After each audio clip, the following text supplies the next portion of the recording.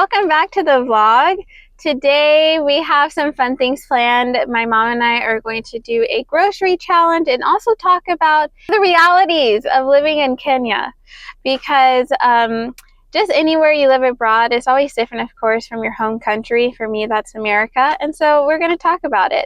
I'm in the car with my mom. Say hi, Mom. Good afternoon. Yeah, so we have some fun things in store. Notice in my vlogs that we like boba tea, and we saw that there's one near the grocery store.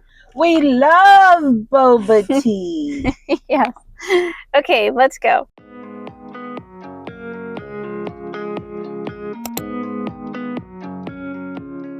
I'm currently in Walmart, and my mom and I were thinking to do a bit of a challenge because who knew that Walmart's clothes like upgraded? They're so good.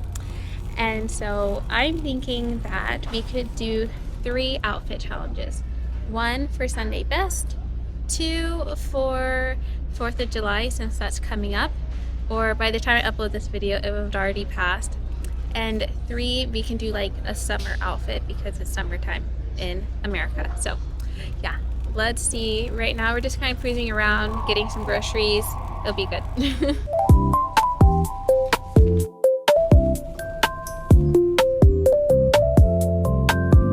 Trying to find treats for my dog, and we're not finding anything.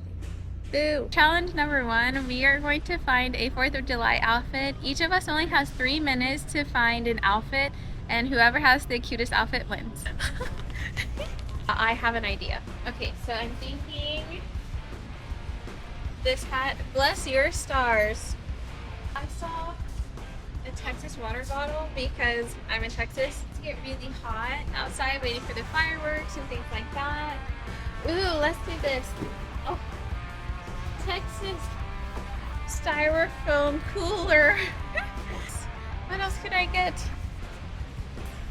That's it.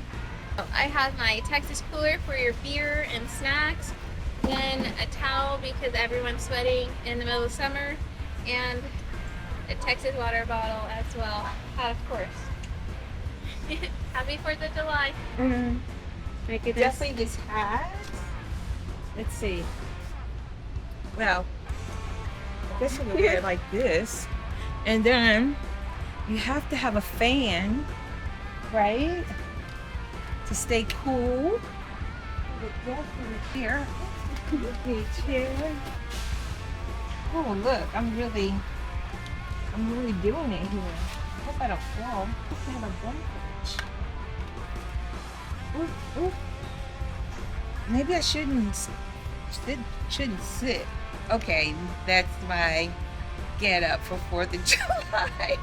Challenge number 2, Sunday best.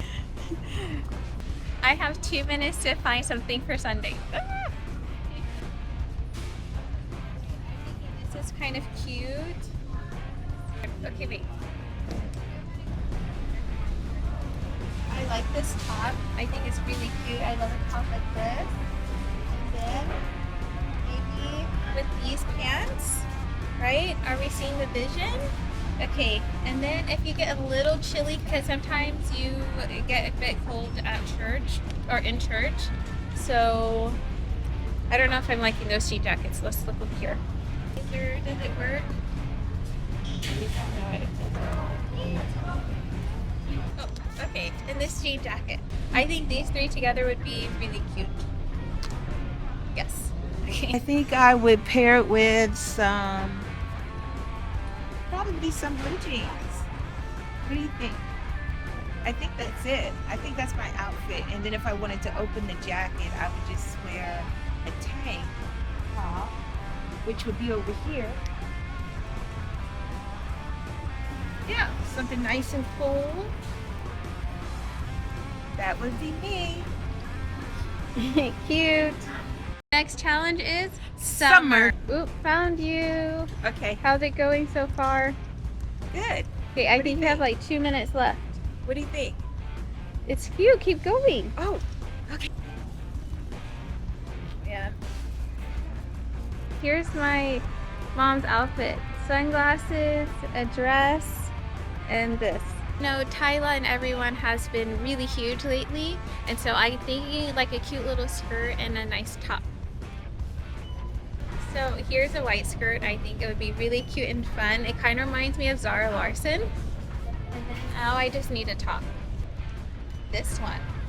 It kind of goes like a early 2000s, 90s vibe, something. Even do like, oops, maybe these peak sequins, but you hike up a part of it like that. I don't know. I think it's very cute. That's my outfit. It's our time at Walmart. Comment down below, who do you think won this challenge?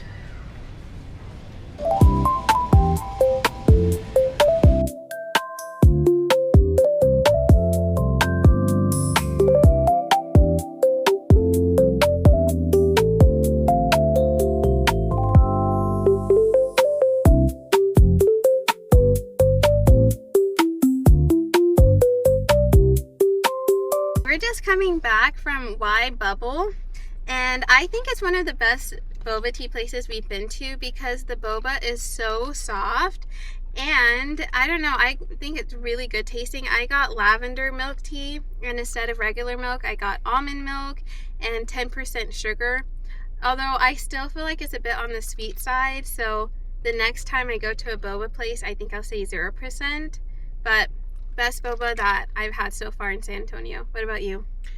It's very good.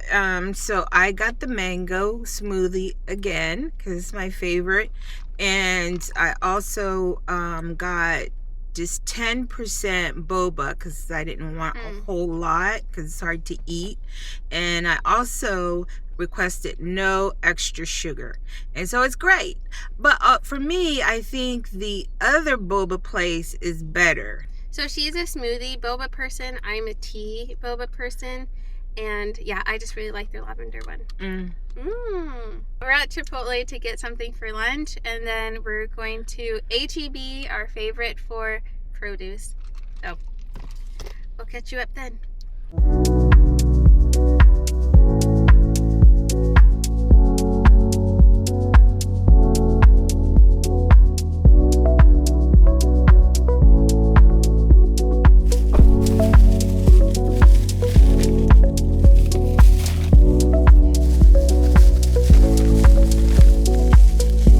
Here are the groceries that I got from H-E-B. Let's put everything away. It's so heavy. It was also really crowded because it's 4th of July weekend. While I'm putting some of my groceries away, I wanted to quickly talk about the realities of living abroad. And of course, this depends where you are. I am usually like in South America or somewhere in Africa. And some of the realities about living in those parts of the world is that there will be a power issue. There's always like power outages, or maybe if there's like a lot of rain, the power will go out for a bit, sometimes days. You just kind of don't know when it will happen. But I say this, like, always have backup batteries and generators in case that does happen. Some other realities about living abroad would be the cultural differences that you will experience. Maybe you don't know how to greet or the right way to bring up an issue. Things like that come up often, and you'll learn it over time, but it can be a bit jolting at first until you adapt and get used to it. Can we talk about efficiency? Compared to a lot of other countries, especially in South America and throughout Africa, efficiency does not look like how it does in America. And so that means you'll end up waiting for longer to get things done, or it just might never happen, or there are way more steps than you feel like is necessary. And again, that's just kind of part of the process. The bureaucracy is a whole nother beast. Ooh, I got lychees. I don't know if you've ever had these, but you cut them open and the fruit is inside. But I think they look so cool. They kind of look like sea urchins.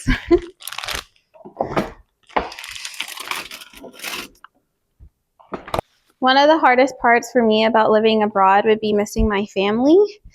I always say that if I could like pack my mom and my dog and my dad in a suitcase and bring them over to where I'm at, I totally would. It's just because Yeah, you could FaceTime, which I do, and call them. All those things they can visit, but it's just not quite the same with being around them more often or having them close by. Tuna fish. Oh, another hard truth is that trying to replicate your life in the US to look the same abroad might end up costing you more money. For example, central AC and heating is not so common in other countries. And so if you're wanting that, you're either going to have to pay more money or it'll just look a bit different. So that's something to think about. You might just want to kind of adapt to the standard of living in that country rather than trying to replicate everything because, like I said, it could be more costly and sometimes more annoying to get those things. The last thing I want to mention is food size. Let me give you an example. In the US, look at the size of tuna. This is a normal size. But in the US, you often find like family size things. It could be Cheez-Its or chips, cereal, whatever. They come in such a huge portion, and that is not common in other places. You'll find the normal size or maybe something a little bit bigger, but you're going to have to get used to not finding the same foods or maybe the size of foods that you are wanting. And honestly, I think it's a good thing. Portion control is a blessing. Okay, I think that's all I have to say right now about some realities about living abroad. I think they're good depending on your perspective, or it's just simply the way it is in other countries, and it's on you to adapt or not. Anyway, I'm going to finish putting up all of my groceries and eat lunch. Okay, so we're going to open up our Chipotle bowls. I haven't had Chipotle in over a year, but so I'm so excited. Me too. Look, this is mine. I ordered the bowl with lettuce, black beans, sofritas, cheese, and I don't even know what else. My mom basically got the same thing. And of course, I got guac on the side and hot sauce. You've lived abroad before. You've also visited me abroad. What would you say are some realities of living abroad that maybe people don't realize coming from America? Just from visiting you or from my own travels? Both. Well, from my travels when I was working full time and traveling all over, I was impressed on their transportation But where? in Germany, in Europe, I'd say. It's just built where it's easier to go from one country to the next. Mm-hmm. A lot of countries throughout South America, you don't have trains and things like that necessarily, but they have a lot of taxis. The bus system is really good, especially if you're wanting to go to different cities or countries. I really appreciated that. And then I've only been to like Ghana, Uganda, Kenya, and Tanzania in Africa, and I noticed that they have a bus system, but it's a bit more it's like a formal, informal, chaotic system that is widely used across the city or the country.